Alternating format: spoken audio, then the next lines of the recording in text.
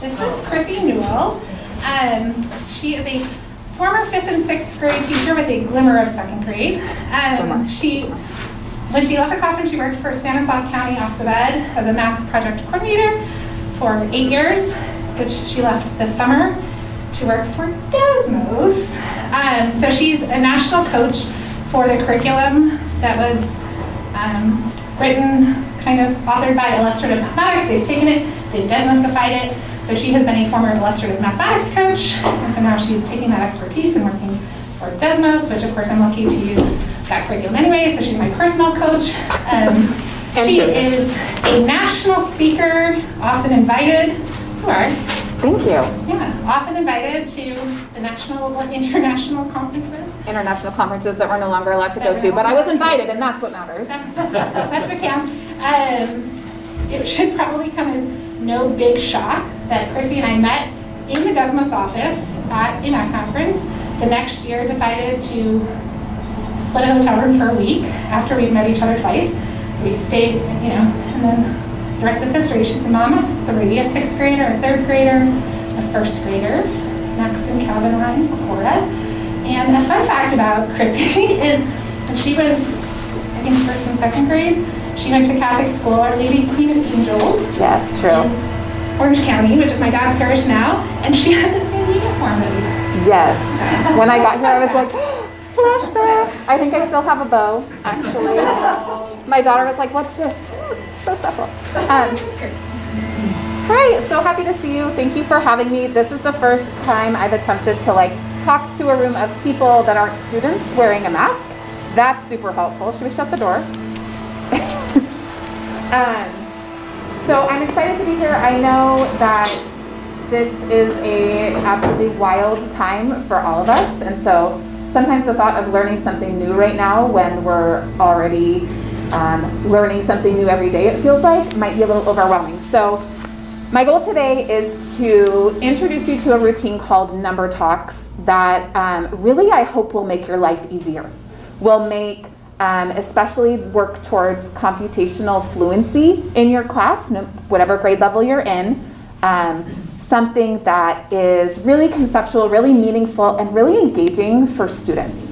So with that, we're going to kind of get started. I do have up here you don't have your computer with you, but you have some handouts. And in this folder, this Google folder, which I'll have Casey maybe send out to you, it has digital copies of everything I gave you, as well as some additional resources. So once we have our conversation today, it'll just be sort of the tip of the iceberg, hopefully enough to get you started. And then there's more to learn, more resources there for you that are grade level specific as well. So we'll make sure you have everything you need. So really our goals, we have 3 goals. The first one is going to be to actually engage in Number Talks. I think that's one of the best ways to learn this routine, is to actually take part in them. So I will start with a number talk, and it's one that we will reflect on as both a student and a teacher. So we're going to talk a little bit about what's the role of the student in a number talk and what's the role of a teacher. This particular number talk we're going to do first is one that I have tried to set you up with everything you need in your packet to go back and try with your class. And it works for every grade level, K-8. So we're going to start there. And then I hope you can walk away with a plan for thinking about what this might look like in your classroom. And I've given you a couple planning tools in order to kind of make it your own and think about where to start with your students. Any questions about our goals? Okay, I also added a little sentence starter here, a hope I have for this training. And so I'm just gonna have you, I know you're not super close to people, but maybe shout across the table and just think for a minute about something you're hoping to get out of this conversation. And then we'll kind of share that just so I have in my mind some of your goals as well. So go ahead and turn and talk or shout across a hope you have for this time together. So I'm hoping to learn how to figure out time support.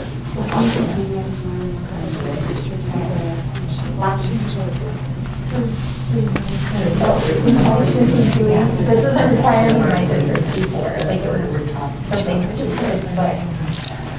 New fresh ideas that get us excited. Sometimes they're and then you just run back and grab a little bit of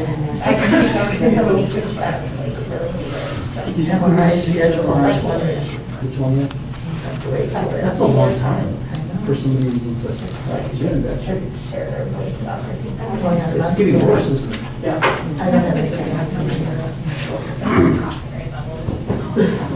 Okay, we can kind of just jump around and not everyone has to share something, but if you have something, I'm just gonna kind of keep a running list here of some things we're hoping, some questions either you're hoping are answered or some things you're hoping to learn about today.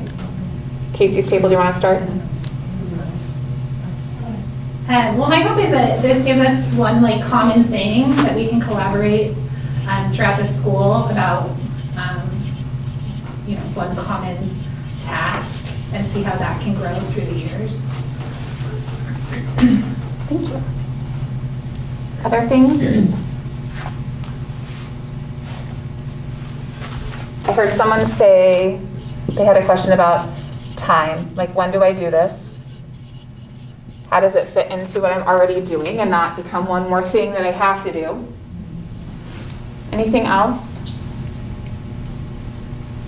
I hope to just make it a routine. This is going to be my kickstart to really go off and running because, I've seen this before, but I just haven't made the time. So this will be my motivation to do it in 6th grade. Awesome. Anything else to add? But just say, two parts of it would be, the first one is it's always fun to learn new things and just put a few new tools in your belt. But also hopefully a sense of, I really was excited by what you said about computation skills. Because that's always something that shows up in our data, starts with computation. So hopefully we see improved computation across grade levels. Absolutely. So this idea of building fluency, and I think that's important. It's important to all of us, whether we're in kindergarten and thinking about adding and subtracting within 5, or whether we're all the way up in middle school thinking about fluency with integers and decimals and percentages and fractions. So absolutely, those are all things that we will keep in mind as we're talking about number talks. So we're going to jump into a number talk, and one of the things that we use in number talks as part of the routine are hand signals. These are not math specific, so these are hand signals that you could adopt and use throughout the day and really in any content area. I know for me, these are so internalized for me that I do them to strangers sometimes. Like at Starbucks, they're like, do you want whipped cream on that? I'm like, yes. They're like, well, I don't know what that means. So our hand signals we use for number talks are, the first one is I'm ready and I'm thinking, and it's just a fist and it goes right here. And by the way, your last handout is this poster, so you can put it up in your classroom. So this is I'm thinking. Once students have an answer to the number talk, they just put their thumb up right here.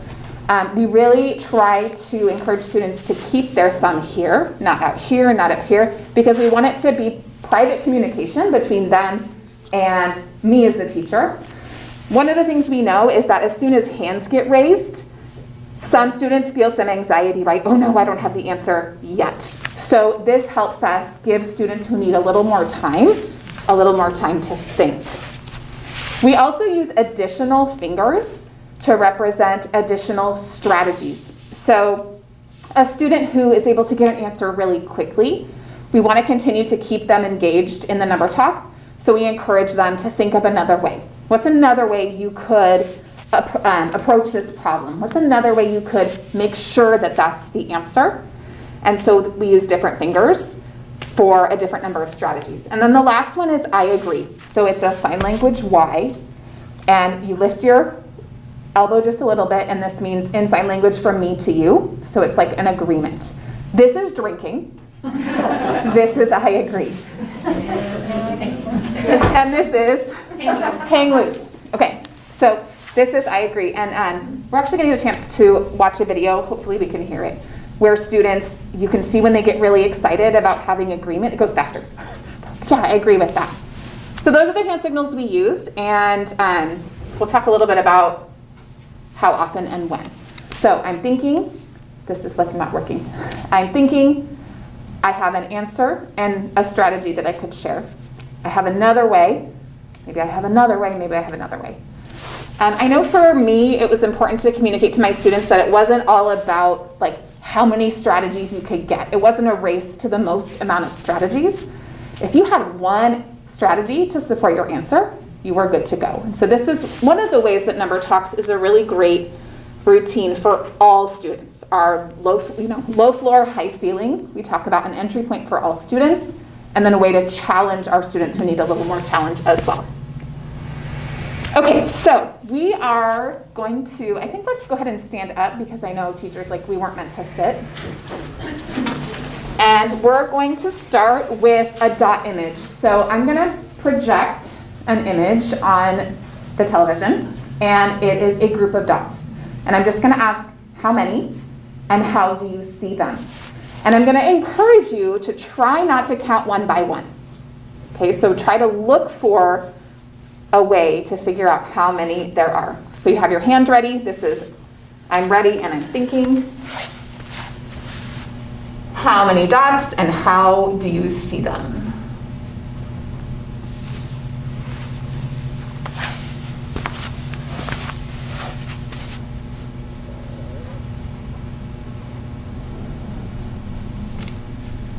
And when you have an answer, and a way to describe your answer, a thumb up. If you've thought of one way to see that number, see if you can find that number another way. Not a different number, just a different strategy. Okay, looks like we all have at least one strategy. So with students, I might ask them to turn and talk if we have the proximity. The other thing you might have them do at this point is write something down. But right now I'm gonna have you turn and talk. So go ahead and turn and talk and tell somebody next to you how many dots you saw and how did you see them.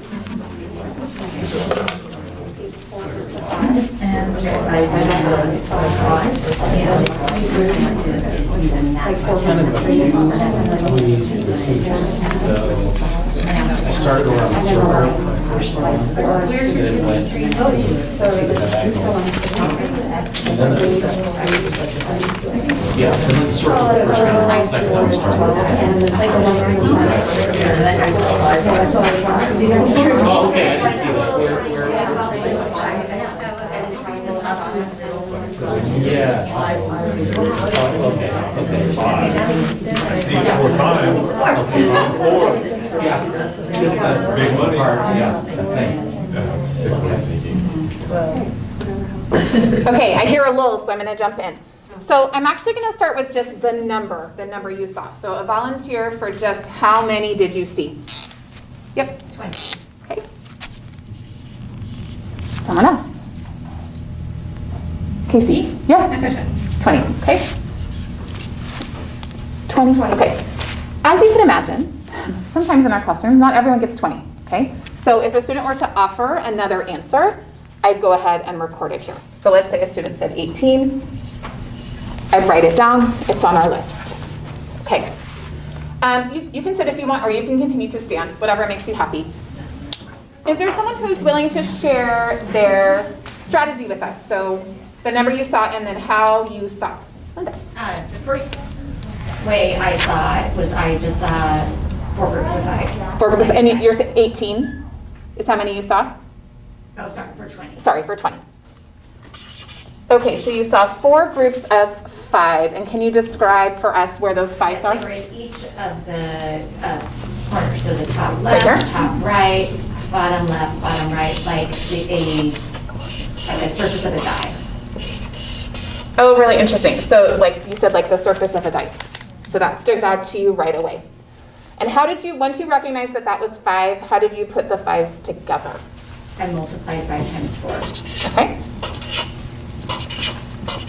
So 5 times 4 was 20.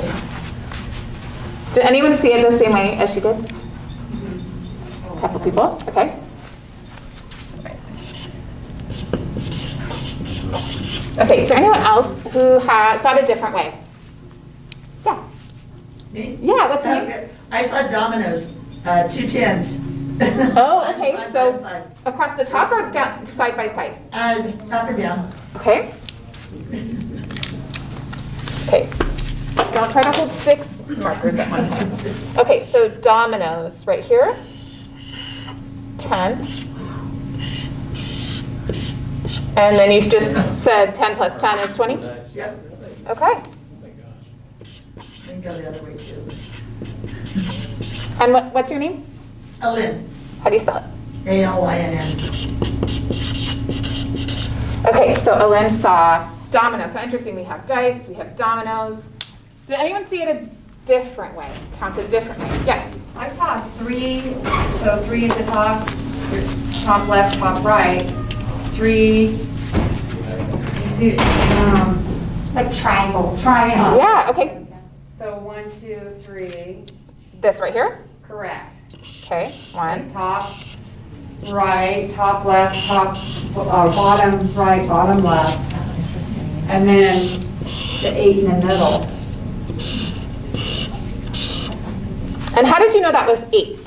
Was that something that stood out to you right away, or did you kind of put those It just together? stood out. Okay. And then so in the middle here, we have 8. So once you had those triangles and that 8, how did you kind of compose those together? Just 3, 6, 9, 12 plus 8. So a count sequence, 3, 6, 9, 12, and then you did that 12 plus 8. Correct. And you knew that was 20? You just knew that was 20. Okay. Ooh, interesting. I heard a lot of people go, oh, I didn't see it that way. And what's your name? Helen. Okay, and how about one more? Any other ways that you, and it could have been your second strategy or your third strategy? Yes. I saw, I can't even describe it to you. Do you want to, yeah, come on up. Well, and then when she told me she saw the 5 and 5, I'm like, how did I miss that? So I saw 4, 4, 1, 2, 3, 4, and then 4, and then 4, and then 4. Ooh, yeah, I'm out there. What can I say? And then these 4. Oh my goodness. So I counted by 4s. But a very different counting by 4s. Okay. Me, very different. Okay. So, and my recording there's nothing perfect about my recording by any means, but I'm just trying to sort of like help make visible her strategy. So she saw 4 here, 4, 4 here, 4. So it's like once you saw 4s, were you kind of tuned in to where you could see 4? Yeah, And then you combined that, you thought about 4 times 5, or how did you put those together? no, I just counted by 4s, but I. So like 4, 8, 12, 16, 20? Okay. And what was your name? Kathy. Okay, with a K? I see. And an IE. Okay, that's fair. Okay, so I want you to just think for a minute about sort of like the initial like simplicity of looking at a number of dots and counting them. And then in this room, in this conversation, we all saw it in such different ways. So I want you to think about all the students in your classroom and all the entry points that you might be able to offer for students. So if you have a kindergartner and they're still working on one-to-one correspondence, they might need to count them all. You might have students who are really attached to counting by 2s. That might be a strategy that works best for them. But we really are encouraging students to look for lots of different ways. So I want you to take a minute and just at your table, just have a quick conversation about the routine part of it. We all agreed it was 20, we all saw it different ways. So what are you thinking? That was your first number talk. One thing we didn't do is if there had been an incorrect answer, we would go back to it. So once I had 4 people share, we all got 20, okay? Is there anyone who still wants to defend 18, right? I still think it's 18. Oftentimes, once you have students share, the student who got the incorrect answer will say, I want to revise my thinking, right? Like, I miscounted. And so in that case, we can just kind of cross it off, and we've come to really consensus in the room. So go ahead and just have a really quick conversation about a dot image talk.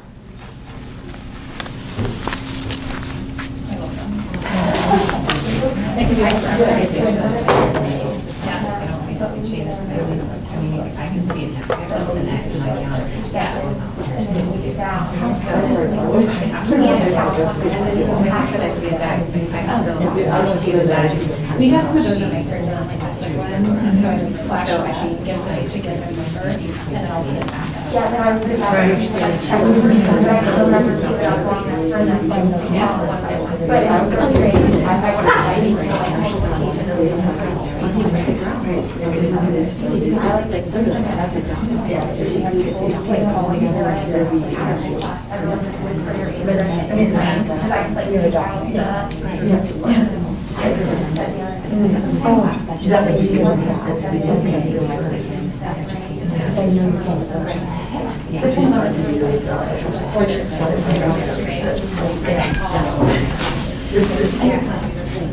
Okay, so thoughts or questions that have arisen, and of course this is just one example, but hopefully it's got you started thinking about what it might look like, and I think it may have brought up some questions.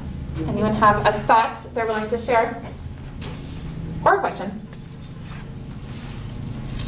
I have one question. Yeah. Is it, do you always put the images on the board, or do you just show the strategy sometimes? So for dot images, and especially when you're just starting with number talks, I like to have a copy of the image so that I can actually annotate on it.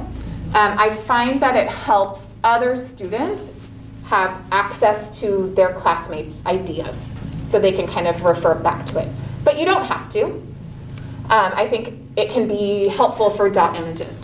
And we're not just going to work with dots, we're going to work with numbers as well.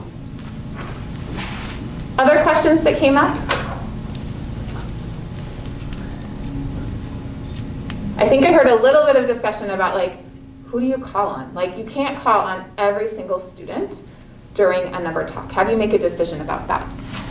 One of the ways that I make a decision about that first is if students are having a partner conversation, if I let that be the first person that they share with, sometimes if I'm able to have that proximity, I'll go and listen to some of those conversations. And if a student has a particularly interesting idea, or if it's maybe a student who doesn't always raise their hand to offer something, that's a way for me to say like, oh, that was a really great strategy. Could you share that with us? And so it gives them a little bit of confidence to be the one that raises their hand to share.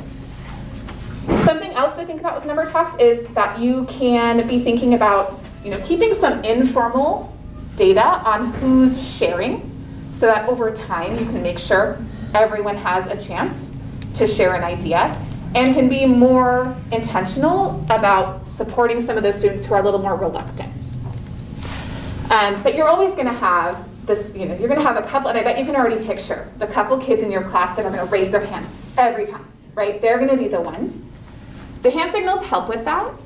And sometimes I know I've been in a class where I think a third grader where a little boy really wanted to share and he didn't get to share and he had like a meltdown, right? Because he had the right idea, he didn't get to share it. So we start to kind of negotiate that and help them think about their partner's ideas. Sometimes being able to share with the person next to them gives them a chance to sort of like get it out without having to share in a group. But definitely something to think about, one of the features. Yeah. Can I say something?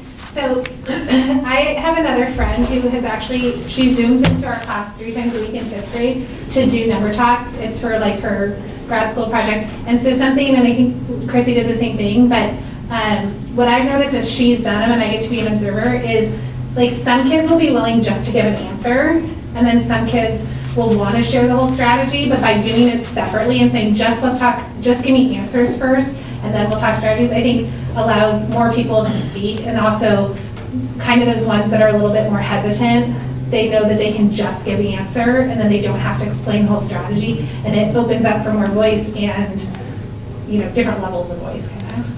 And also, I try to call on volunteers during number talks and not cold call students, because as a routine, it it can be kind of a nice safe space for us to start building our comfort with sharing ideas with each other.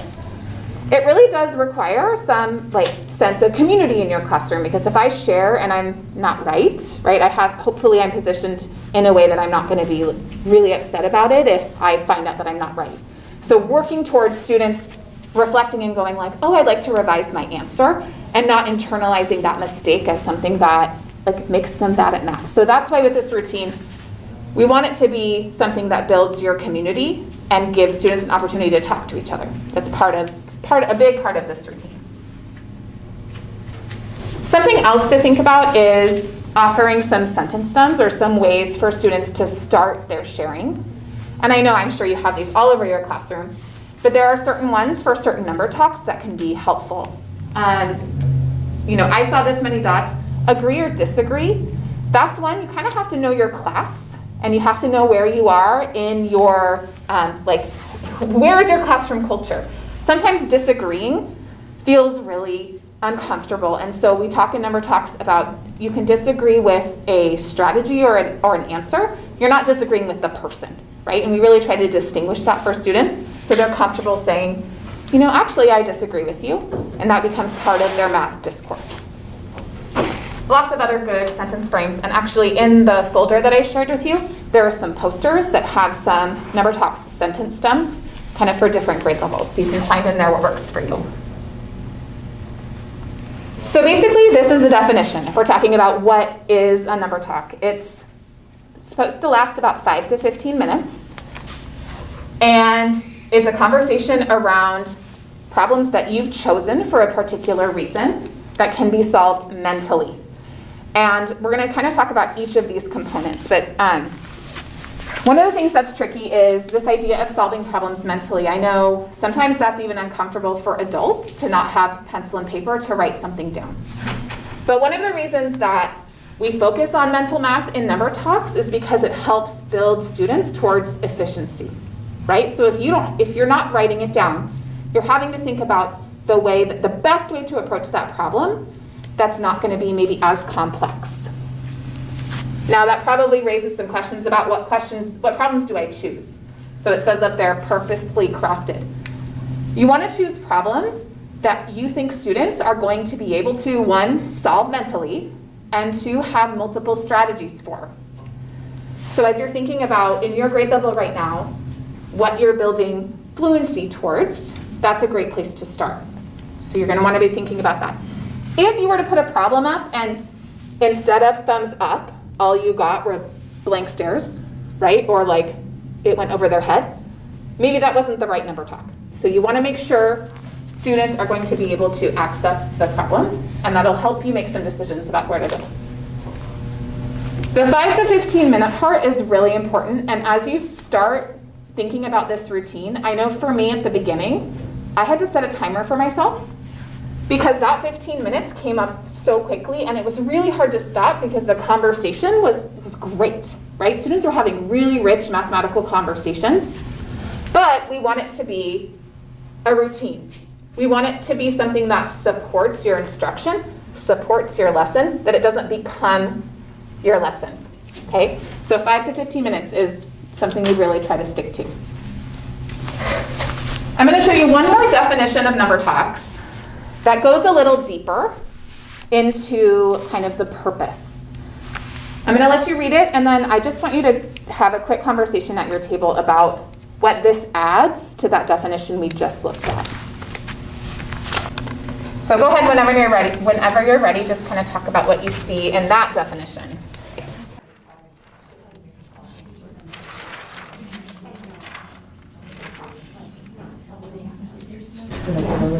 Okay, anything interesting in this definition that stood out to you?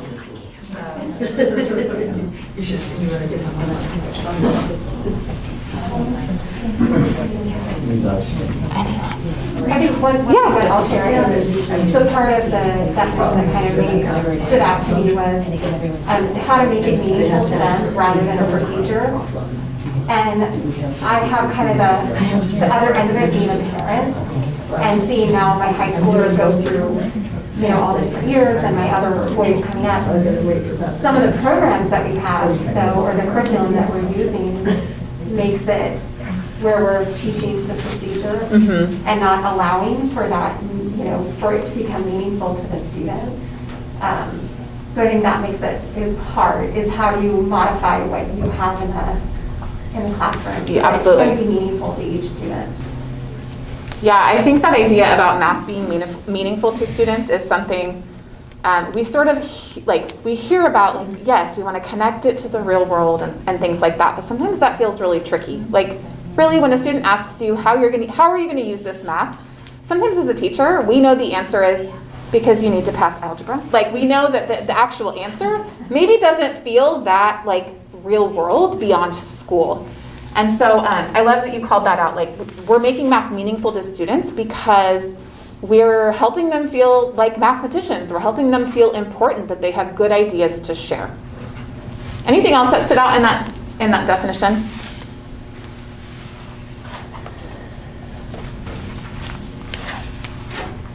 Yeah.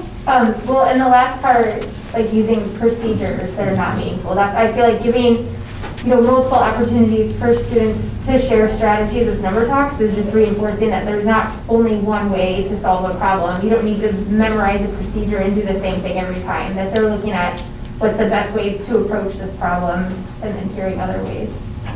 Yeah, and what's the best way that works for me? Because eventually we want students to have fluency with standard algorithm, right? Like, that's our goal. But on the way to standard algorithm, there's lots of other ways for them to make sense. And so to be able to help them connect a strategy that works well for them to the standard algorithm is really powerful. And then it helps them really own that procedure. Yeah, absolutely. I think of backyard projects that I've had to do where I'm putting something together and all of a sudden I find myself using algorithms or procedures and formulas that I learned, but it didn't really, you start to understand it at a much deeper level when you're actually applying it to the thing that you're doing. And so when you have activities that help them to apply it, I think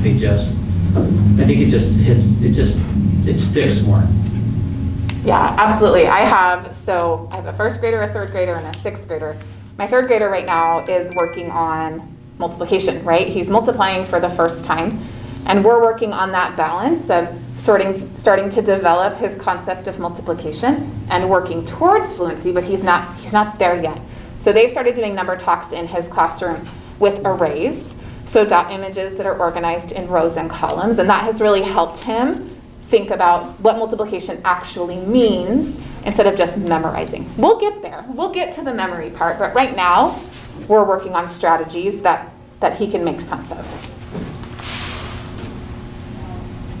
Okay, so this word fluency keeps kind of coming up, and I think it's one that floats around in math instruction, and people kind of interpret it in different ways. So I wanted to share with you a definition of fluency that comes from NCTM, which is our National Council of Teachers of Mathematics. It talks about fluency as really having three components, which are accuracy, efficiency, and flexibility.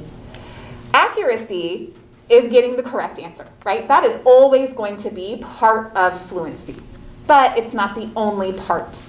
Efficiency does talk about within a reasonable amount of time, right? So a reasonable amount of time, it's accurate. But also part of fluency is this idea of like efficiency and flexibility. So I'm choosing a way that works best for me or that makes sense for this problem. And then I'm flexible in how I think about that number. I can break numbers apart, I can put them back together, I can compose, I can decompose in order to solve a problem. So this has helped me think about some of my previous practices with having my students work towards fluency and kind of think about the ways that maybe I might have done things differently. So efficiency and accuracy were two things I know I focused on in my classroom, but I don't think I really focused a lot on flexibility. And so Number Talks helps us do all three of these things on the way to fluency, right? On the way to having my facts committed to memory, on the way to thinking about how those facts help me with even bigger numbers and how it's all related. So So this is kind of like a good working definition of fluency. Another big goal of Number Talks is encouraging students to make sense of math, communicate mathematically, so that discussion part is very important. And then to reason and start to prove solutions. So we know that when they get to middle school and high school, we start talking about things like proof, right? Like, prove to me that this is true. And this is something we can actually sort of start talking to kids about really, really early. So how do you know this is true? How confident are you? So it helps students also kind of reflect on whether they, are they really certain of that answer? Are they not sure? And so Number Talks are a great way to help us encourage that. The other thing is that students really, really love Number Talks. So these are real quotes from real students. I know it's hard to read. My favorite one was from a 6th grader. He was like, "It's like math, only better." We're like, well, it is math, right? It doesn't feel like math class because you might be standing. You're using hand signals. You might not be writing anything down. It's a really important part of math. We have students that love hearing other people's thinking, learning from their friends. We have classes where they get into the routine of doing Number Talks, and then if their teacher doesn't do a Number Talk, they're like, "Where's our Number Talk?" Because it becomes part of what they do, and they really like it. So that's a compelling reason for me too. So here's kind of the basic format. And you saw me do it, I'm going to do it again with a number. But basically the teacher presents a problem. So it could be a dot image, it could be a single problem. We'll look at kind of strings of problems as well. But basically, you present a problem. You have the students figure out the answer mentally, and you give them wait time to do that. So hand signals help with that. Kind of get a picture. There are going to be times where you can't wait for every single student to get an answer, but this helps you kind of gauge where most students are. You have students share just the answers, so you want just the answers first. So you get the answers out of the way. I like to record them like this. Even if the right answer is up there, I keep calling on students. That's kind of part of my routine, because I don't want students to stop thinking once they've heard their answer. So it's okay to say, "I got 22, or also I just put a check mark there. Sometimes you get consensus right off the bat, right? Everyone has the same answer. But most of the time, you get it, right? There are some different answers, and that's okay. I've had a Number Talk where we've had like 6 different answers up here. And as a teacher, your mind is like, okay, where are we going? Like, how are we going to approach this? And so that helps us make decisions about maybe which students to ask first. But all the answers go up. Students share their thinking, and I like to give students a chance to turn and talk to a partner here, because it helps them sort of talk it out, right? So they can talk it out next to someone. Sometimes I'll kind of move around the room, listen to what they're saying. Sometimes I'll even ask some questions. So like, wait, tell me again what you were thinking? Oh, that's really interesting. Like, oh, okay, so you two got 2 different answers. Why don't you have a conversation about that? So it helps me sort of orient them to each other. And then I call on volunteers, or if there are certain students in the class that I have sort of identified as needing to share, and I've asked them like, hey, will you share with us when you come back together? I'll call students kind of in that order as well. And then you record thinking. I think this is probably the scariest part of Number Talks for teachers, right? Because you are recording as students are talking. And when I record, I ask lots of questions, because my goal is to represent as closely as possible your strategy, right? I'm trying not to sort of impose my interpretation on it. At first, and depending on grade level, students will be like, yeah, it's like, I know it's that because my brain just told me, right? Or, yeah, I just added those numbers together. And when you press them, they're like, why are you asking me so many questions? And so it's helpful to communicate to them. It's like, because I really want to make sure that what I write up here represents your thinking. It's really important. And then finally, you come to consensus. So if you have some answers that were still incorrect, You can kind of give it back to the class and say, okay, we still have some other answers here. Is there anyone who wants to defend any of those two other answers? And, or have you changed your mind? Have you revised your thinking? And that's encouraged. And so it's great if students say like, nope, go ahead and erase that 18. It's like, okay, anyone else? Take it off the list. We don't even have to discuss it. Now let's say there's like still a handful of students and there's a particular answer up here that there's students that are like, no, I still really think that that's the answer. Then that's worth exploring a little bit more. And so depending on how you decide to call on students, that could be the conversation you start with, it could be the conversation you end with, and you try to kind of help them find consensus. But it happens. More often than not, you get more than one answer here.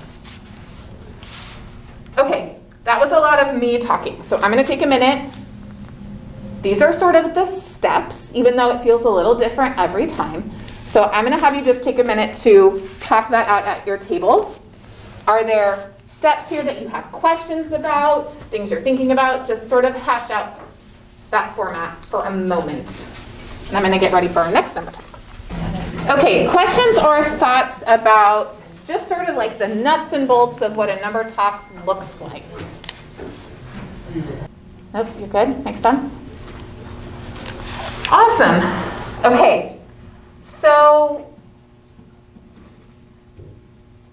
I think we've already talked about most of this. We're going to talk a little bit more about the teacher and student role in just a minute. But before we do that, I'm going to have you find in your packet, you have a tool. You actually have two tools. You can kind of choose based on your grade level which one makes the most sense for you to look at. There's one called My Math Talk, and it's just text. And then there's one called My Math Talk that also has images on it. And you have a Spanish version as well because the document had Spanish. So if you're K2, this one probably makes the most sense to look at. If you're 3rd through 8th, this one might make the most sense to look at. And you have digital copies of these as well. So these are two tools that, for me, really help communicate to students ways to engage in a number talk. So you can see on the illustrated one, here are some of the ways I might be able to participate. I might explain my thinking. I might answer a question, agree or disagree, add on to someone's thinking, talk with a partner, ask a question. So this is intended for you to have a conversation with students so they can sort of start doing some self-assessment as they think about how they're participating. So it's something you want to show them ahead of time and say, okay, you don't have to do all these things during this number talk, but here are some of the ways that you could be a learner in this number talk. Same thing with this one, but it's text only, and there are a few more choices.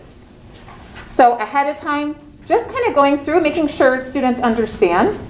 Here's one, ask for something to be repeated.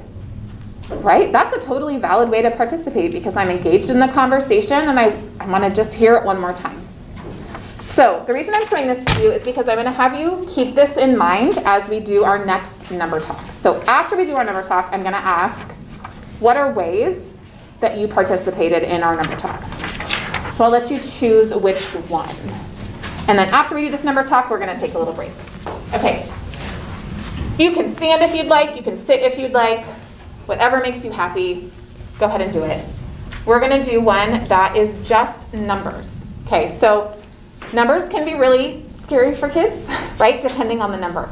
When you see this problem, I want you to take a deep breath. And I want you to think about ways that you can be efficient with this problem. Okay? I'm not trying to scare you. I'm going to show you, you're going to be like, oh yeah, I'm good. Okay, so you have a hand here, which is I'm ready, and then it's I'm thinking. So here's the problem we're going to look at. 732 minus 98. And when you have an answer and a strategy, your thumb goes up.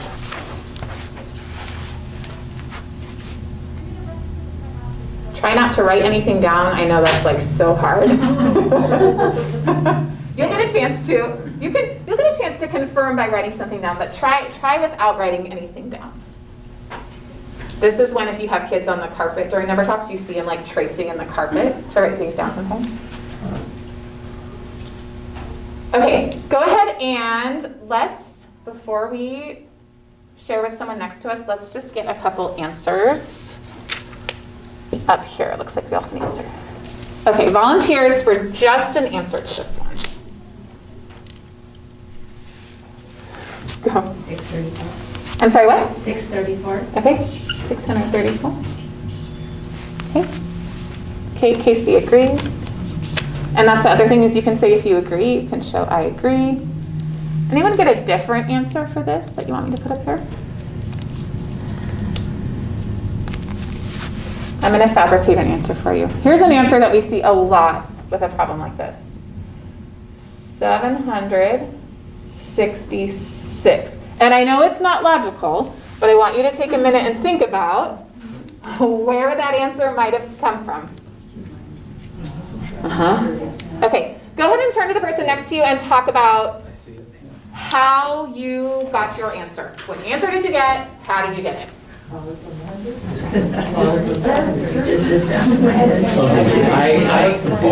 did, but I took 98, made it 100. And I took 2 off the 730. That's my facilitation. Yeah, I just wanted to make the numbers easy. I had 98, like, And I knew that how much 730 was. I actually got it to 100.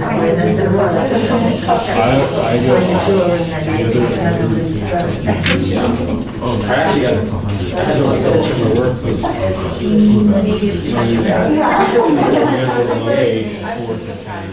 have to add 2 with the 730 and I actually subtracted it. So I had to double check.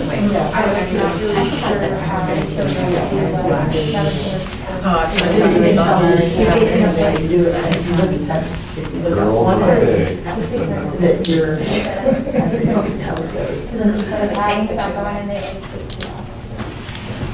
Okay. Strategies. Someone can share, why don't you share the answer that you are defending and the strategy that you used for this one.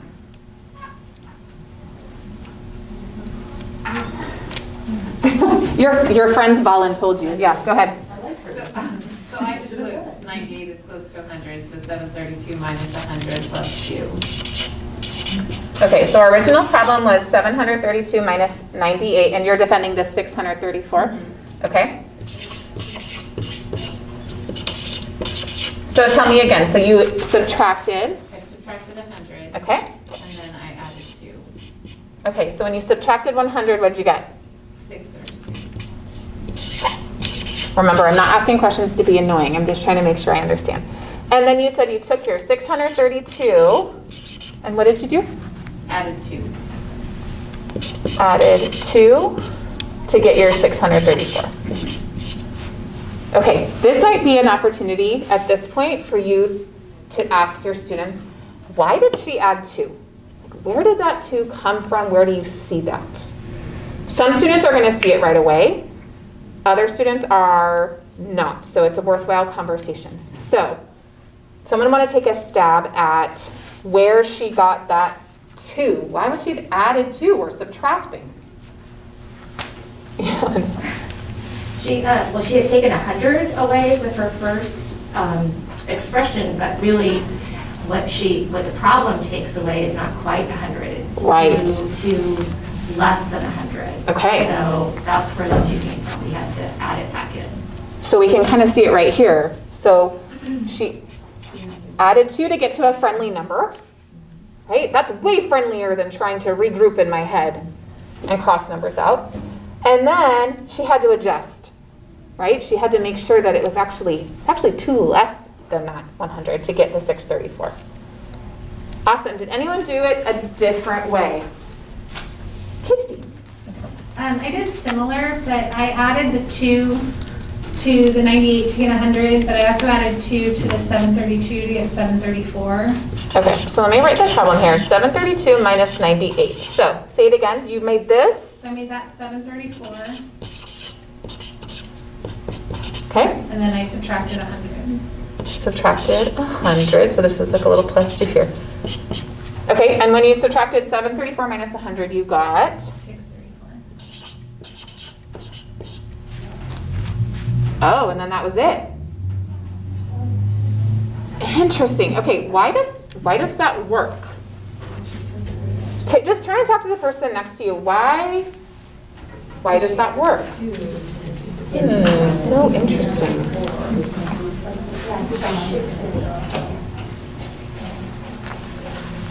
I think I'm gonna draw a number line. Is that what you said, a number line? Okay, I'm gonna draw a number line. That is not a straight number line, don't judge. Okay. Okay, so let's think about this on a number line. Subtraction, one way we can think about subtraction is difference, right? Or distance on a number line. So I'm gonna put my 700, is this okay? Is this kind of what you were thinking? Okay, my 732 here.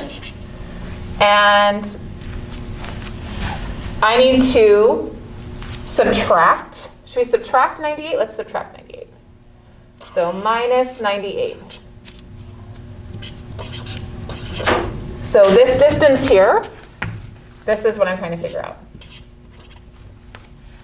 Right? Does that make sense? Like whatever my distance I jumped. But if I take this and I sort of move it on the number line, which is kind of what Casey did, right? She added 2 here, 734.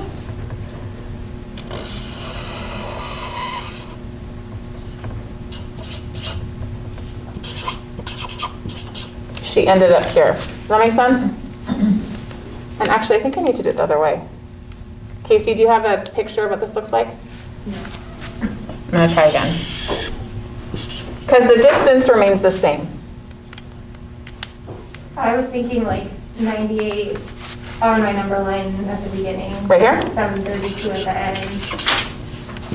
There we go. That makes more sense. And then I just like, well, when Chrissy suggested it, then I, just moved both numbers over 2 spaces. There we go. That makes way more sense. So then 78 to the 32, and then the 100 to the 734. Yeah. So it's common distance. There we go. So she took this distance and she just moved it 2 on the number line. So she shifted everything up 2. And again, dealing with this 100 makes things so much easier than that 98. Anyone have a different strategy?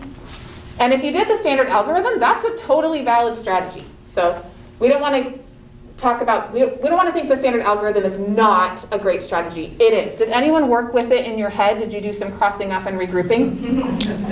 Yeah, I know people get shy. It's like, is that bad? No, it's great. If you have that strategy and it works for you, awesome. It becomes a little tricky to hold it in your head if the numbers get much bigger than this. But we can take students through the algorithm here. So we can talk about, I had to go over here, I had to regroup, this becomes 12. Over here, I had to regroup. No? Oh, I thought someone else said it. And then I end up with my 634. The algorithm is great, right? It's going to be one of the best ways for me to get an answer here. But some students are going to be able to do this mental math without ever doing the algorithm. So that's where the flexibility part of the fluency comes in. Anyone approach it totally differently? You could, I did it the easy way the first time. Which is the easy way? The 100. Okay. But then I went, okay, you could take 700 and subtract 98 and get 602, and then add the 32 to the 2 and get 634. Whoa, that sounded okay, say it again. So you have 700. So 700 minus 98, 602. 602 plus 32 is 634.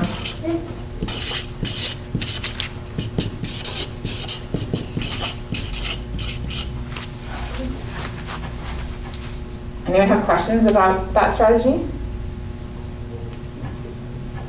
Another way to think about it. Okay, so I want you to think for a minute about 2 things. and actually we'll think, and then I'll give you a little frame, and then we'll take a break and we'll come back. So what I want you to think about is the role of the teacher during the number talk. So what is the teacher doing? And the role of the student. So what is the student doing during a number talk? How are they engaged? What's going on for the student? And let's take a 10-minute break. Does that sound good? So it's 2:04, so we'll come back at 2:15. But we're thinking about the role of the student and the role of the teacher.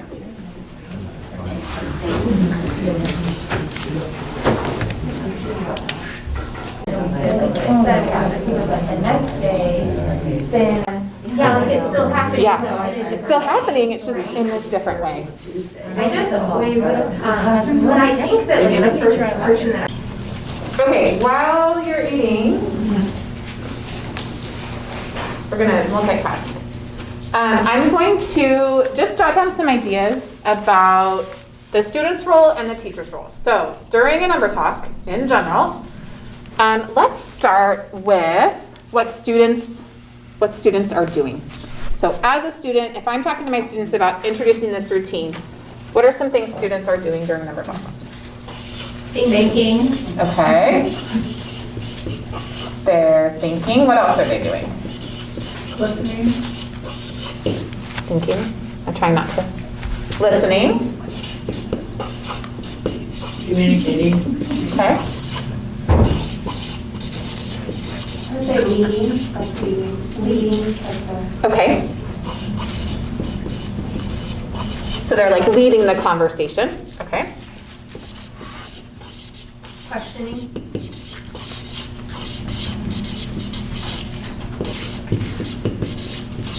Questioning. What else might they be doing? Responding. I don't know. Yeah.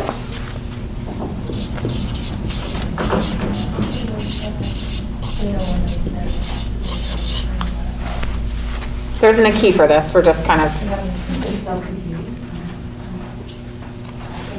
One of the things they might be doing at some point is they might be revising their thinking, right? And not always, but.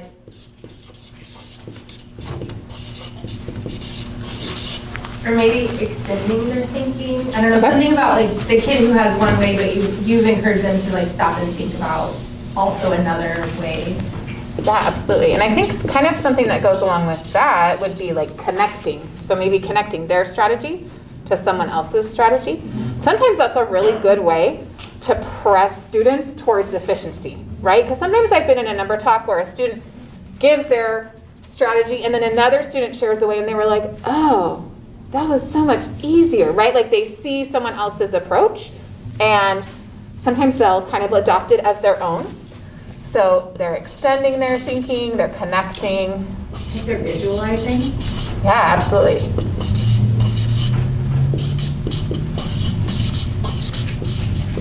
Creating, imagining. What was that? Creating.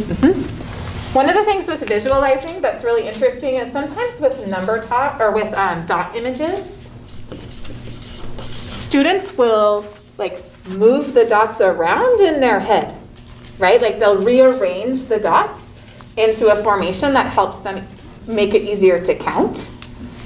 So that's something kind of visualizing. Also, depending on what sort of visual representations you've been using in class, if it's a number line or an area model or an array, they might be picturing that when they're thinking about their strategy. Okay, all those things students are doing. Then what is the teacher doing during a number talk? Listening. Recording. Okay, I heard listening. Questioning.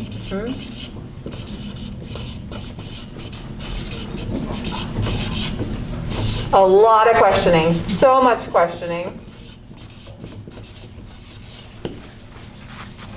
What else? Just like facilitating. Especially when you get to where the kids do their own questioning of each other and stuff like that.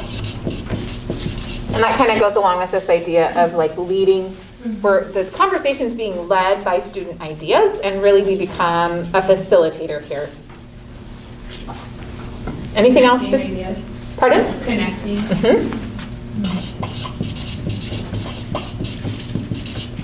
Monitoring. What was that? Monitoring. Mm-hmm.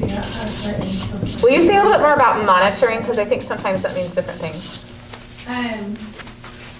So monitoring in terms of listening when we can, like going around and listening to the individual conversations. So like monitoring so that like to go back to the connecting so that if you're hearing certain things from certain kids, that then you can kind of, take snippets from their conversations so that you can sequence. Can I get all 5 practices? Yeah, let's go. So that we can sequence like who we're gonna call on when so that we have an easier time connecting the different strategies.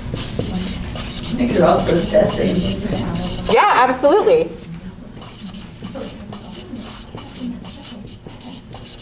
So Number Talks is a great formative assessment routine, right? Because you're getting to find out how students are thinking about a particular idea. Even that listening in on conversation is a form of assessment as you're thinking about it.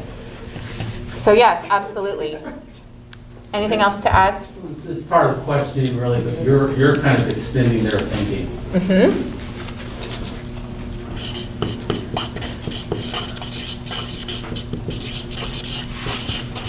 And I think part of that too is being curious about students' ideas. One of the things sometimes we talk about in Number Talks is the importance of a teacher having a poker face.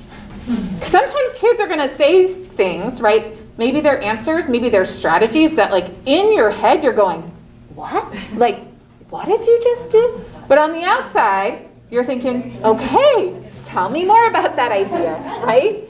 So you're extending students' thinking, but you're also like practicing giving them that ownership over those ideas, right? Like, and even if it ends up being a wrong answer or a strategy that doesn't quite work, there are some benefits to them sharing, right? Oftentimes once they share it, they work it out. And I've several times been in Number Talks where a student will be halfway through a strategy and then they'll go, oh, never mind, that doesn't work. But they raised their hand, they shared, they revised their thinking. So there's a lot happening during a Number Talk. I think some of the biggest, the biggest barriers to getting started for teachers sometimes is, again, sort of back to this recording and the fact that you really have to be like listening in the moment and recording what they say. And that feels like a lot of pressure, but I can tell you that the more you do it, the easier it becomes. The other thing is you can always ask students, like, is this how you imagined it? And sometimes they're gonna say no, like you recorded it completely wrong and that's gonna be okay. There's no perfect way to record. I like to set it up in like either quadrants or boxes just for my own organization. Colors really help keep track of strategies. The other thing that I think about a lot when recording is recording equations, especially horizontally. Unless a student says, I stacked up my numbers and I used my standard algorithm, in general, I record student steps horizontally to help them, again, focus on strategy and not necessarily that algorithm. Once they start stacking things up, they want to cross things out. And if that was their strategy, great. But as I'm recording their thinking, I try to keep one idea on one line so that we can kind of follow the story of their strategy. Questions about student role or teacher role or any of that recording piece? Again, no perfect way, and there are days where my Number Talks posters are beautiful and I want to like put them up, and there are days where I'm like, ooh, right? The way the lines are drawn and the things that are being recorded don't make a lot of sense. But if it's something you can go back to, it can be really helpful too. Okay, one other sort of type of Number Talk I want to introduce you to today is called a number string. And this is a lot of words on the slide. Don't read all that. I'll just tell you about it. Basically, a number string, instead of one problem, it's a string of problems that are related to each other somehow. So instead of just thinking about a strategy for this one problem, the focus is really instead on relationships. So how can I use this problem to help me think about this problem. This is one of my favorite ways to build fluency for math facts, addition, subtraction, multiplication, division, because you can give students an entry problem and then build up to a more complex problem and help them see that connection. So each kind of problem in the string is designed to build on the one before. This is just an example of a poster that a teacher had up that I thought was helpful. So it kind of gives students the steps. It's the same routine from a number talk standpoint as far as, right, the thinking, the mental math. The only difference is really you're looking for patterns in answers and strategies and thinking about how those problems can help. And I'll make sure you have these slides so you can look at them. Okay, so we're gonna try a number string. And the hardest part about doing a number string like this with teachers is that we know all the answers, right? Like, we know the answer to all of these is gonna be, I just know. So what I want you to do is, as much as possible, try thinking like a student. Who teaches third grade? Okay, so this will be like, we're gonna do a third grade number string. So you can help us, give us some insight into how a third grader might actually think about this. So we're gonna start the same way with our hands. So I'm thinking, sorry, gotta move the ice cream.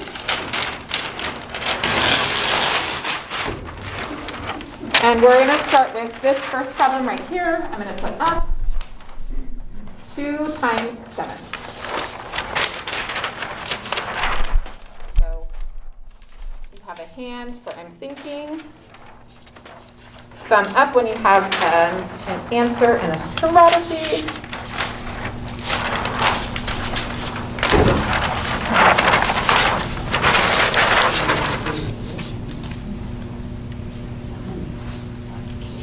Okay, and this might be one where, why don't I have us, on the count of 3, we're all gonna say the answer together out loud. 2 times 7 equals 14. Trying to tell the person next to you, how did you know it was 14? And I know you just knew, but think about a third grader. How might a third grader be thinking about 2 times 7? 7 plus 7. Double 7. Yeah.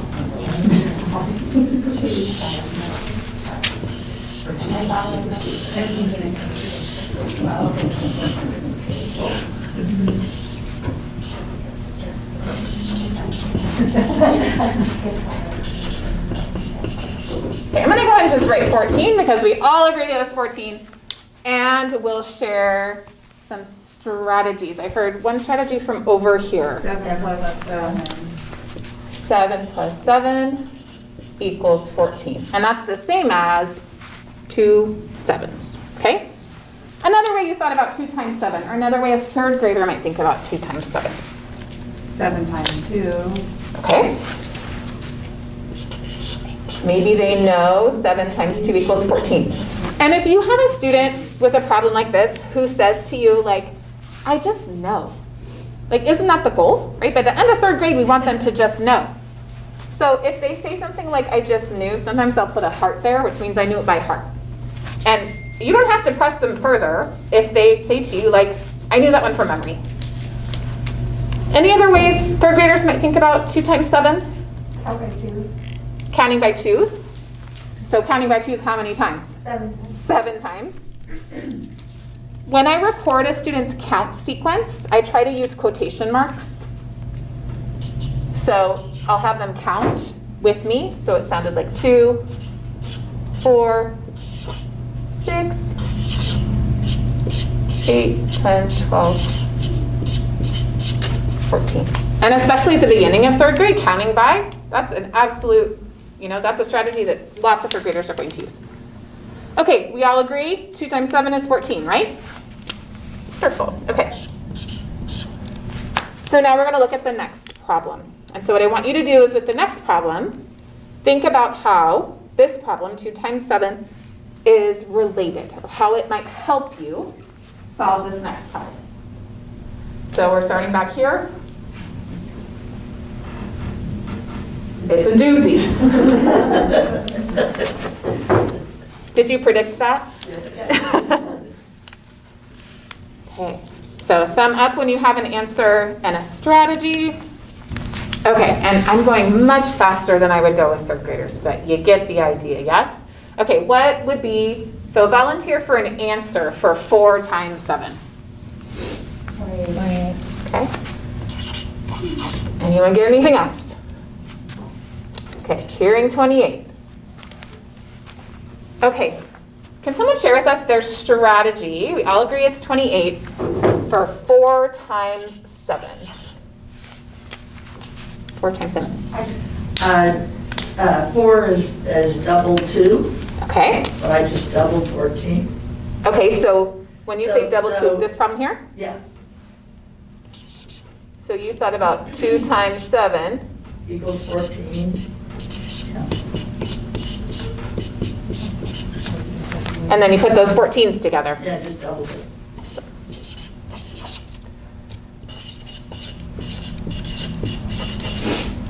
And when students are explaining their answers too, some of the words they use as you're thinking about building academic vocabulary, the idea of doubled, that's an important idea. So it's something I might want to say like, oh, you doubled, and I can name that strategy right here.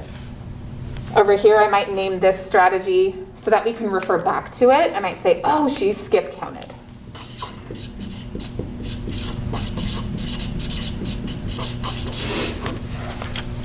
Did anyone use a different strategy for 4 times 7? I knew 5 times 7 was 35, and then I took away 57. So 5 times 7 was 35. That was a just no for her, right? She knew that one by heart, counting by 5s. And then you said you took away A group of 7. one group of 7 to get 28. Nice. And that's exactly what we want students to do. We want them to use facts they know to help them think about other facts. Okay, so we agree 4 times 7 is 28. We saw a nice relationship between this problem and the one before. Okay, next problem. And this one, I'm just going to show you what it is, and we're not going to record it. Just imagine you recording it. Okay, 3 times 7. Okay, so now we're thinking about 3 times 7. How might they approach 3 times 7? Take away a 7 from the first, or add a 7 to the first one, take away a 7. Okay, but we're really building up to this problem here, 7 times 7. So what are some ways, and we're really talking with a teacher lens right now, but what are some ways, if a student is not at the point where they just know 7 times 7 is 49, have a quick conversation about how this string of problems might help them know what 7 times 7 is. Go ahead and just chat at your table.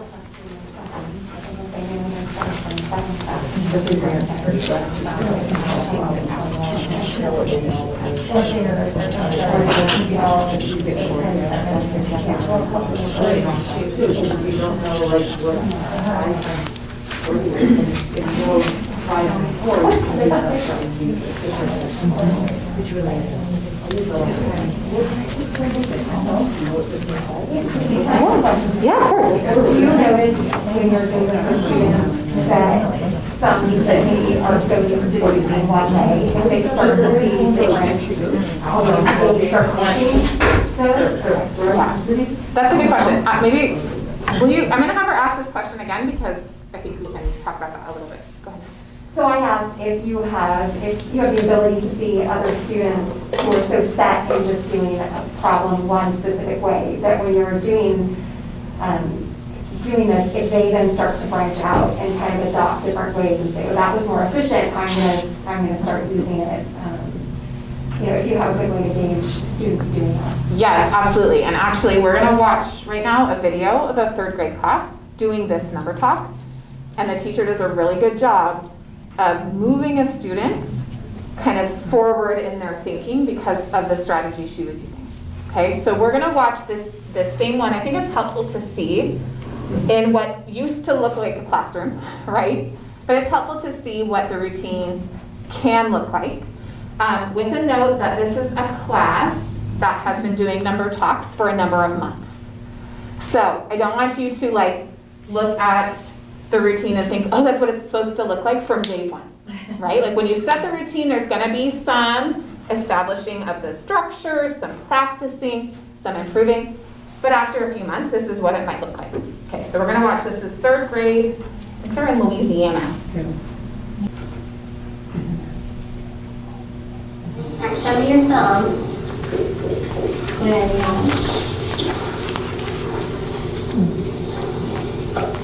That was good. Please tell me not so much again. Can you tell me how you thought about this? Tell me what you do. I did 2 circles and the 7 and I added them up and it equaled 14. Okay, are we all pretty convinced this one's Yes. I'm going to leave this up here, and I want you to be thinking about it as I do the next column, okay? Put your thumb up when you think you know.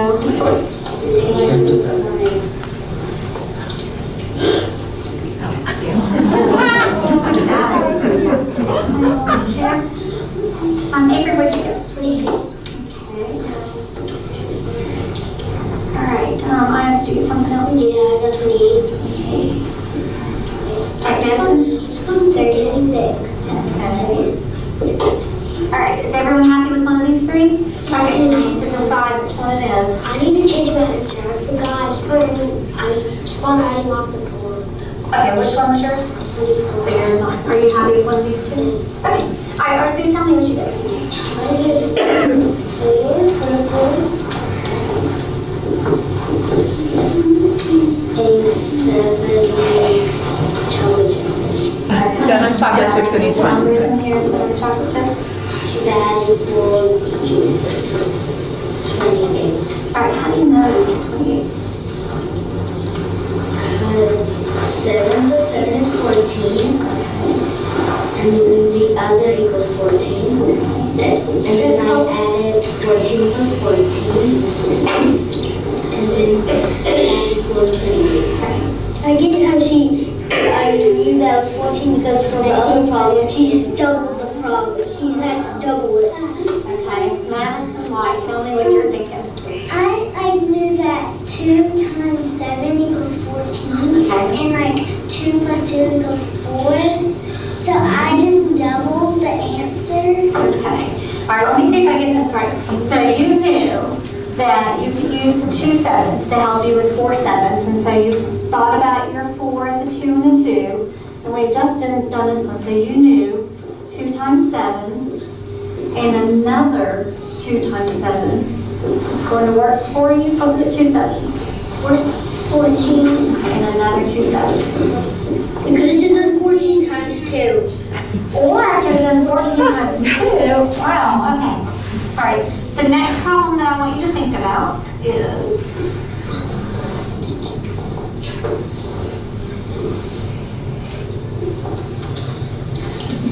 okay, tell me again. Tell me what you get. 21. Okay. Anybody else? Adrian? 21. Everybody got 21? Yes, Okay, ma'am. Taylor, how'd you get 21? Well, I did 10 circles. Number 7. So this is an example of a kid who loves circles, like every time. 7 plus 7 equals 14. All right. Times. All right, tell me what you did. I did times 7 equals 14. Then plus the 7. So you did 2 times 7. You kind of knew already that 2 sevens was 14. So you broke your 3 up into a 2 and a 1, and you did 2 sevens was 14. 14. And plus the 7. And then one more 7. 7. So do you see where he got his 3 sevens right there? I just want it. Okay, I'm going to do another one, and if you didn't get a chance this time, you can. All right, I'm going to add this to our list of problems, and I'm going to give you another problem that I think you might can use some of the information that's on the board to help you solve. You ready?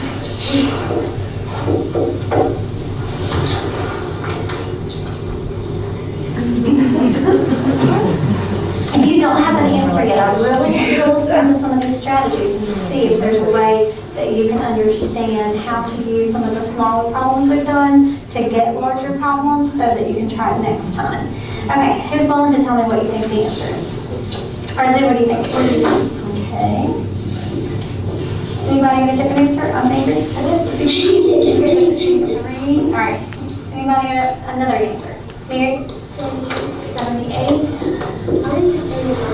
Okay, that's a different answer, or 60? Okay. And this is the most answers we've had. Can 7 times 7 be all of these answers? No, so we're gonna have to figure it out. I want you to tell me how which one you're defending when you do this, okay? Janai, tell me. You're doing 49? Okay, so Janai is doing 49. Go ahead. 7 circles. Okay.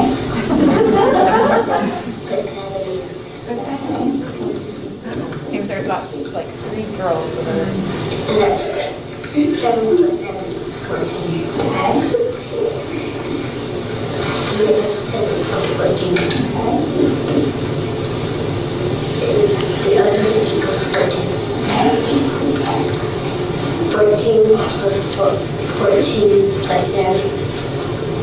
2 14s was 28. okay. And then, did you do 14 and 7, or did you keep adding your 28 to your 14 to your 7? 14 and 7. Okay, what's 14 and 7? Single one. Okay.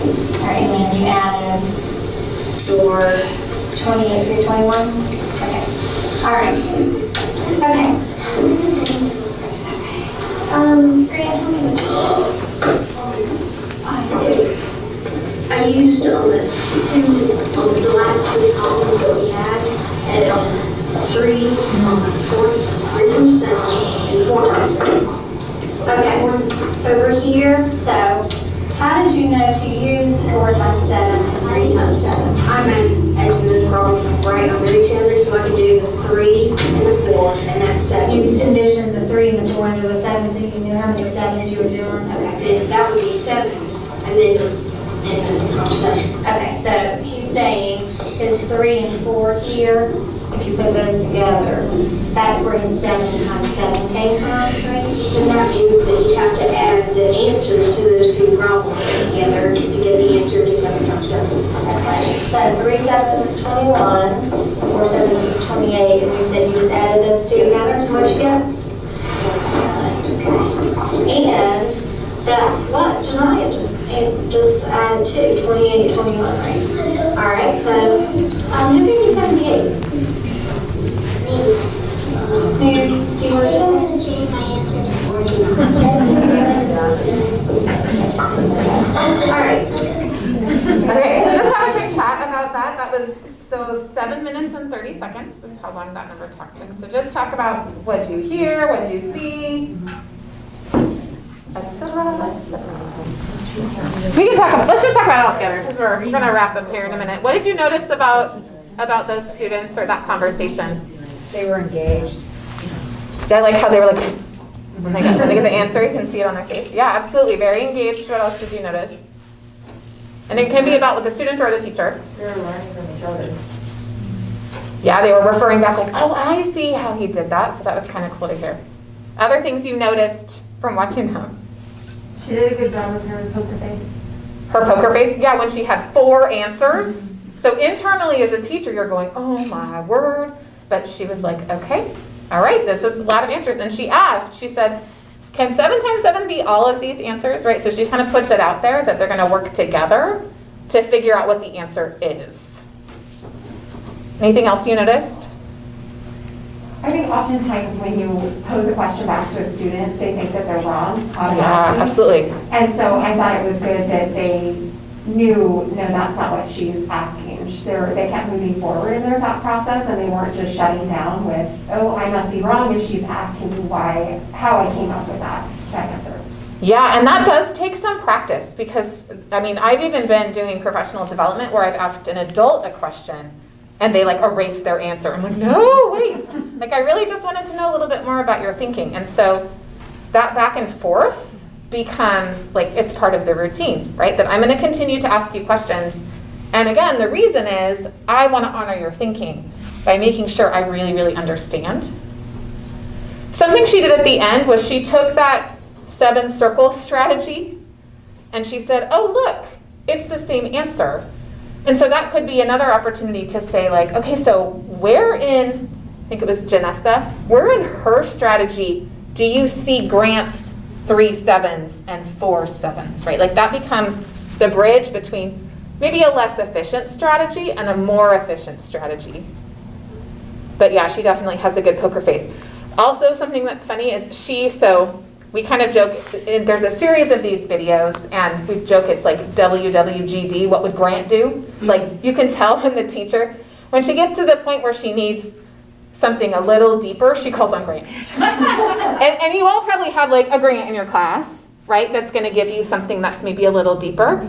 And so you might want to be thinking about like, how do I balance the contribution of a student who's thinking maybe more deeply and maybe even more advanced than a student who's still drawing circles with 7 in them? How do we like honor both of those strategies and then move them forward towards being most efficient? But I did notice that she didn't call on the same kids more than once. It didn't seem like to me, it seemed like she got a good breadth of participation. Right. And that's something I think you have to be really intentional about.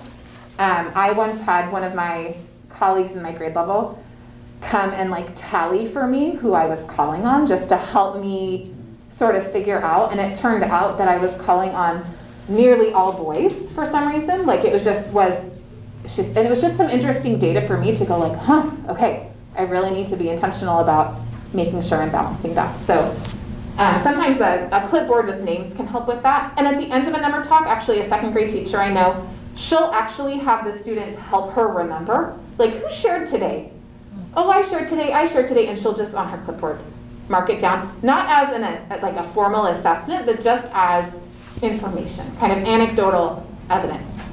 You could do a seating chart in the room and just do tally marks every time somebody says something. That's a really good way of knowing how many people you call or how many people participated as well. Absolutely. And that would also be a great time to go back to those math talk rubrics that I showed you. So at the end of the number talk, okay, so go ahead and take a minute to your students, right? And think about all the ways you participated in our number talk. And have them have that reflective conversation with you. And then when I did this with the 4th grade class, we did a number talk with them, and we did not introduce this to them. And afterward, we gave it to them and said, okay, so tell us how you participated. Then the next day, we gave it to them before the number talk and said, okay, remember, these are the ways you can think about participating in the number talk. And what we found was that after the number talk, they had checked, it was about 50% more boxes. So they had thought about, about 50% more ways to participate. And again, it's not a race. It's not that I have to do all of this, but it had at the front of their mind, like, oh, if I ask a question, right? That's one of the ways I can participate. So this can be really helpful for students starting to think about what their role looks like. Okay, so number string, you can kind of see. The structure for a number string is that entry-level problem. Notice she spent hardly any time on that 2 times 7, right? She knew they knew and moved on. Then you have the helper problems, and then that we call a clunker, right? The challenge problem. So imagine the difference if she had just put the 7 times 7 up there with that particular group of students that isn't fluent yet, right? They're working towards fluency. Yep. What happens if you give it, if it's too much of a clunker and nobody comes up with it? Do you as a teacher then explain it and teach it and give strategies, or do you, what do you? I think it depends on timing. So if you're like getting to the end of your 15 minutes and you're like, you might make a decision to only do those first 3 numbers, those first 3 equations. You could actually come back to this number string the next day and say, okay, remember yesterday, we did these 3 problems. Here's a challenge problem that I want you to think about, and I want you to think about how the problems from yesterday could help us. So you can separate it in that way based on timing. Sometimes the conversation, sometimes you realize that here. You get to the 4 times 7 and you're like, oh, we're not going to 7 times 7 today. And that's okay. So really stay within that time frame. And again, if you get to a problem where it's blank stares, right? Or you can tell by listening to conversations that it's a challenge, It might just be formative assessment for you, and you might just say like, we're gonna walk away from this one for today, and it gives you some information about instructionally during a lesson where you might go. Okay, so as we wrap up, I wanna just tell you about the things that I gave you that will help you think about planning for number talks. The first one is just some general notes. It's like a little cheat sheet for number talks. The next two are planning templates. So these are my two kind of favorite planning templates. And this doesn't have to be super elaborate. It shouldn't take you a half an hour to fill it out. It's just so that you spend a few minutes doing some anticipating of what students might think. I find that if I anticipate before a time, it helps me be more prepared to record. So if I just take a minute to go, oh, they might need to use a number line. What could that look like? That really helps me. It also gives me a place on this first one here to remind myself about like specific academic language. Like maybe in multiplication, we're talking about factors and products. And maybe those are words I want to make sure that if a student doesn't bring up, I might model back to them. So that can help me think about that. And this can be for either a single problem number talk, or it could be for a string of numbers as well. And then the other one is just another approach to planning. This one actually has a place to record your anticipated strategies and then reflect on who actually shared it that way. So to go back and say, oh, Casey solved it this way today. That's really good formative assessment for me, that's how she's approaching it. So 2 little planning documents. I've also given you several copies of the dot image. So this is ready to go for your class tomorrow. So all you have to do, not tomorrow because it's Saturday, but you know what I mean, when you're ready to start number talks. So just cut them down the middle, and then you'll have them ready to go. I think I actually gave you probably more than you'll need. There's 8 here, but you can always practice as well. Something else you might do, you might, after a number talk, give students a copy of this and have them try to represent their strategy. So especially if you have like a math journal or you want to kind of connect it to a next idea, that's something you could do with these as well. And then I think the last thing you have is the hand signal poster, right? Is that right? So you have the hand signal poster in there to put up, and so students can start thinking about that. So I'm going to pause there. We're going to wrap up. Are there any questions before you head into your weekend? Yes? So our math blocks are about, especially in the upper grades, 55 minutes daily. Mm-hmm. How frequently would you recommend math talks, and what would you lean towards, between 5 and 15 minutes? So I think this is probably a question a couple other people who have experience with number talks can answer too.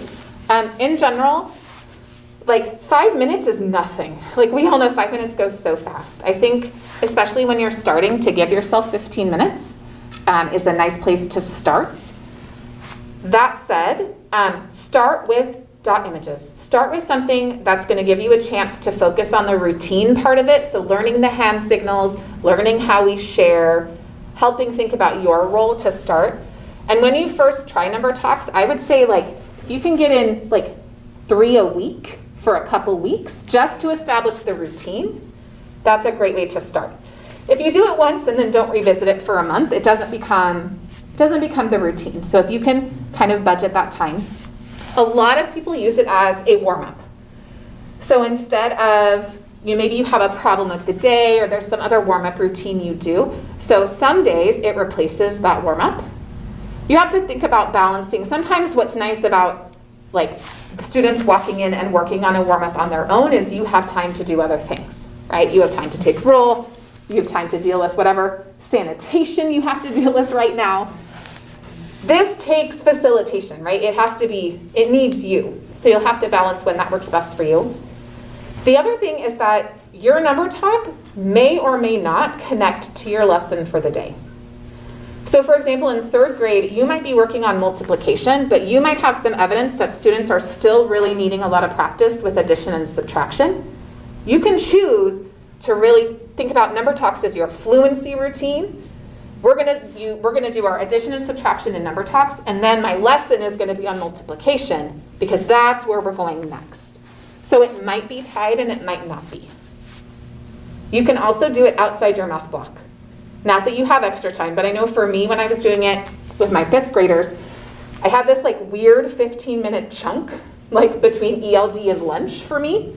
And it was this time where it wasn't like quite enough time to get something out and get started. And so I adopted that as my number talks time. And it was separate from my math block, but it worked really well because students knew, okay, let's do our number talk, and then this is how we go to lunch, or this is how we go to recess. But off the bat, I'd say try to commit to 3 days a week for 2 weeks to really get the routine kind of rolling. Any other questions off the top of your head? I know it's a lot of information.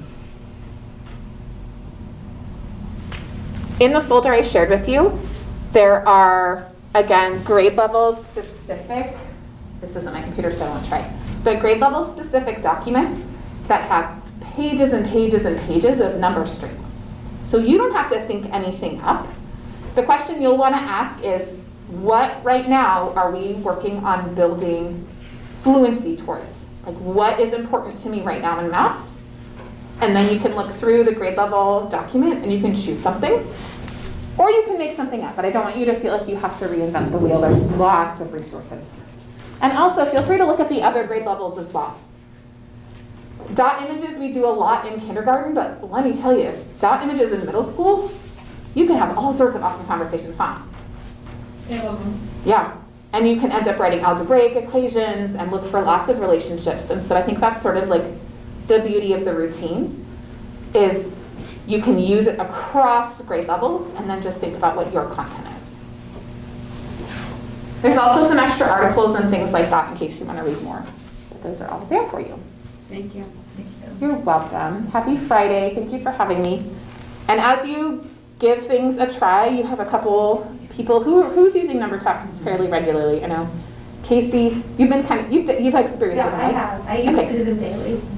Yeah, so definitely kind of lean on each other. Sometimes it's nice to watch someone else do one, especially like with your students, or with a small group if you have a small group at a particular time. I was gonna say, I haven't actually asked my friend this, but my friend Rose comes, like I said, to 5th grade, usually Monday, Tuesday, and Thursday. Virtually, right? Virtually, over Zoom. So I'm sure if anyone wanted to pop down during the first 15 minutes and watch how it goes with someone else, you know, you're more than welcome to pop in and watch one with, you know, kids you know who have kind of been engaging in this routine for a couple weeks. What time is that, Casey? So it's second period, so 8:40. Yeah, 8:40.